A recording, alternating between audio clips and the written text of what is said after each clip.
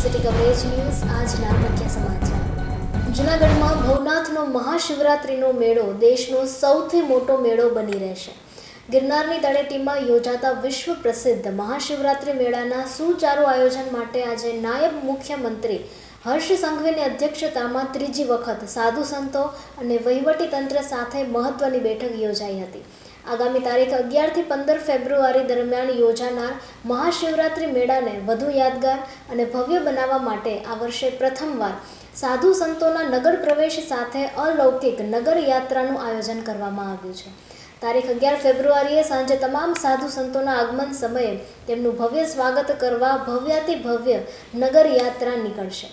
ખુદ deputy CM Harsh Sanghavi ઉપસ્થિત રહી અને સંતોની નગર યાત્રાનું સ્વાગત કરશે। રવેડીનો રૂટ 500 મીટર વધારવામાં આવ્યો છે। ગત વર્ષના 1600ની જગ્યાએ આ વર્ષે 2900 પોલીસ જવાનો બંદોબસ્તમાં જોડાશે।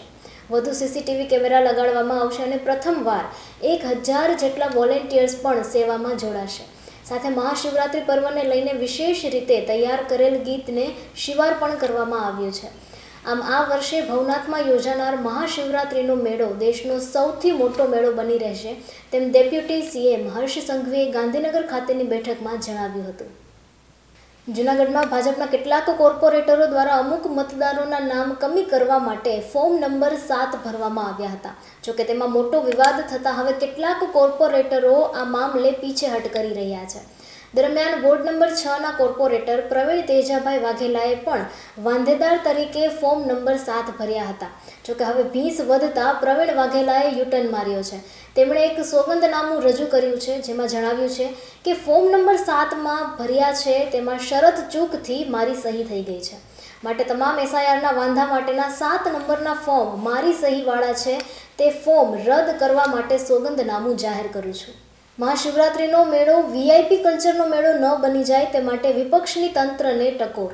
મહાશિવરાત્રિના મેળા આડે હવે માત્ર 11 દિવસ બાકી રહ્યા છે। સ્થાનિક અધિકારીઓ પદાધિકારીઓ મિટિંગોના દોર કરે છે જેમાં અનેક નિર્ણયો લેવાય છે, પરંતુ અમલવારીના નામે મીંડું જોવા મળી રહ્યું છે। ખાસ કરીને આ મેળો વીઆઈપી કલ્ચરનો મેળો ન બની જાય તે માટે વિપક્ષના નેતા લલિત પણસારાએ તંત્રને ટકોર કરી છે। તેમણે જણાવ્યું છે કે આ વખતે ભરડા વાવથી તમામ વાહનોને પ્રવેશબંધી કરવામાં આવશે તેવો નિર્ણય કરવામાં આવ્યો છે। ત્યારે જો સામાન્ય લોકોના વાહન માટે પ્રવેશબંધી કરવામાં આવે તો તમામ અધિકારીઓ પદાધિકારીઓ અને મંત્રીઓના વાહનોના પ્રવેશ ઉપર પણ પ્રતિબંધ મૂકવામાં આવે। સામાન્ય લોકો ચાલીને જાય તો અધિકારીઓ પદાધિકારીઓ અને મંત્રીઓએ પણ ભરડા વાવથી ચાલીને ભવનાથ જવું જોઈએ। ખાસ કરીને જે વીઆઈપી કલ્ચર છે મેળામાં, અને જે એવું કહેવામાં આવે છે, હમણાં છેલ્લી મિટિંગમાં એવું કહેવામાં આવ્યું કે ભવનાથ ક્ષેત્રમાં ભરડા વાવથી આપણે જોઈએ કે ત્યાંથી તમામ વાહનોને અટકાવી દેવા, પરંતુ આપણે જોઈએ કે જો અટકાવવા જ હોય તો સામાન્ય લોકોને નહીં પણ તમામ જે અધિકારીઓ હોય પદાધિકારીઓ હોય શાસક પક્ષના નેતા હોય, અમે પણ પોતે પણ ભરડા વાવથી ચાલીને જવા તૈયાર છે। કેબિનેટ મંત્રી આવે, મુખ્યમંત્રી આવે, જે પણ આવે એને ભરડા વાવથી ચાલીને જવાનું એવી અમારો ખાસ આગ્રહ। કારણ કે આ જે છે એ પવિત્ર આપણું જોઈએ કે ગિરનાર ક્ષેત્ર છે ને, મહાશિવરાત્રિનો મેળો છે, આમાં તમામ લોકો સરખા હોય છે। આપણે વીઆઈપી કલ્ચરમાં મેળો કરીએ અને આમ નાગરિકને રખડતા ભટકતા મૂકી દઈએ એ યોગ્ય નથી। એટલે ભરડા વાવ સામે આપણે જોઈએ કે પાર્કિંગ બાબતે પણ ખૂબ જ મોટો હજી એમને તંત્રે ડિમોલેશન કરીને 6 મહિના થઈ ગયા, હજી સુધી ત્યાં એક રસ્તો ટૂંકો છે એને પણ પોળો નથી કર્યો। ત્યાં એમના પથ્થર માટી તમામ પડ્યું છે, હજી સુધી રૂપરેખા કોઈ પણ તૈયાર નથી કરી। જે રૂટ કમ્પ્લીટ કરવાના હોય એ પણ નથી। માત્ર 10 દિવસ જેવો સમય છે તો આવડો બધો ભવ્યથી ભવ્ય મેળાની વાત છે। અત્યારે ભવનાથમાં આપણે જોઈએ તો કોઈ પણ જાતની તૈયારીઓ ચાલુ છે। ભાજપ સરકાર દ્વારા સમગ્ર ભારતમાં સ્વચ્છ ભારત મિશન ચલાવાઈ રહ્યું છે।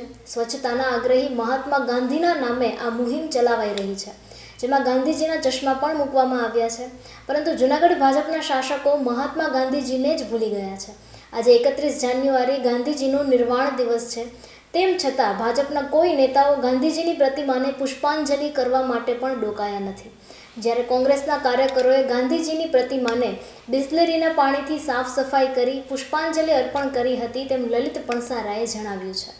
બ્રાન્ડ એમ્બેસેડર જે રાખેલા છે, જેમની નિમણૂક કરેલી છે, એ તમામની જવાબદારી છે કે જ્યાં જ્યાં સફાઈ થતી ન હોય કે સફાઈ થાય છે કે નથી થતી, તમામનું એમને કોર્પોરેશન અને લાઈવ કરી અને તમામ વસ્તુ લોકો સમક્ષ મૂકવાની હોય છે, એને સ્વચ્છતા એમ્બેસેડર કહેવાય।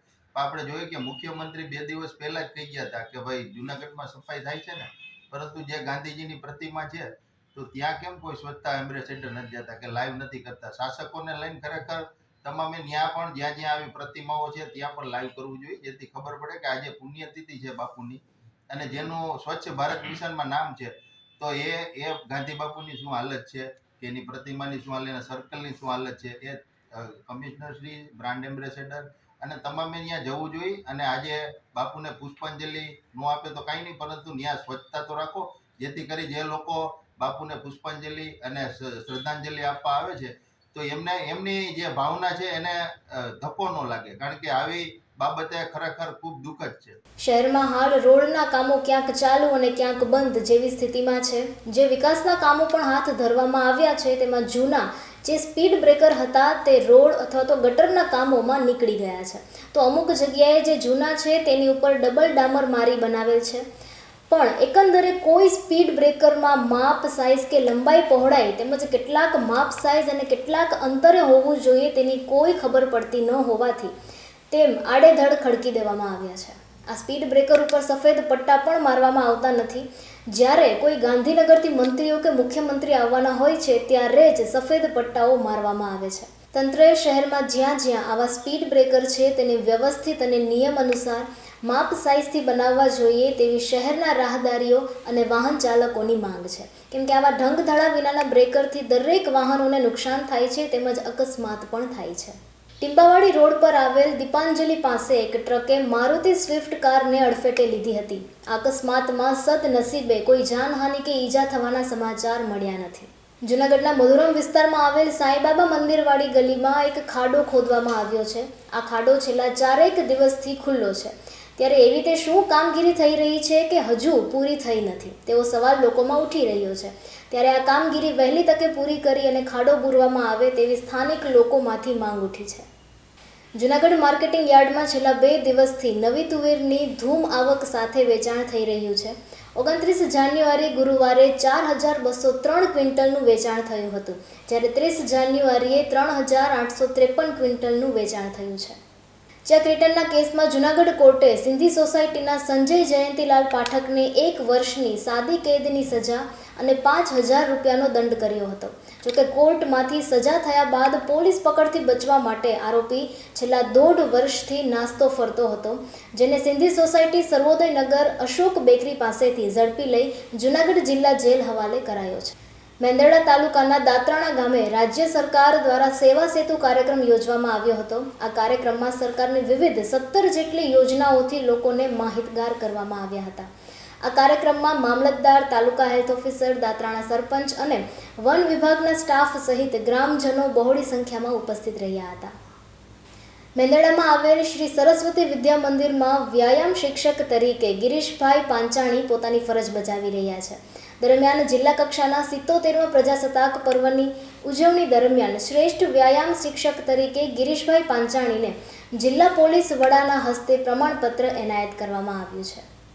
જૂનાગઢ જિલ્લાના બાટવા ગામે આવેલ શ્રી હિંગળાજ મંદિરે હિંગળાજ મંદિર બાટવા અને મા હિંગળાજ નવયુવક મંડળ દ્વારા મંગલગીરી બાપુનો 3 દિવસનો ભવ્ય વાર્ષિક ઉત્સવ ઉજવવામાં આવ્યો હતો, જેમાં દૂર દૂરથી સિંધી સમાજના લોકોએ મોટી સંખ્યામાં ઉપસ્થિત રહી અને દર્શનનો લાભ લીધો હતો. સિટી કવરેજ ન્યૂઝના ડેઇલી અપડેટ માટે અમારી ચેનલને લાઇક કરો, શેર કરો અને સબસ્ક્રાઇબ કરો. આવતીકાલે મળીશું ફરી નવા સમાચારો સાથે. City coverage news Junagadh.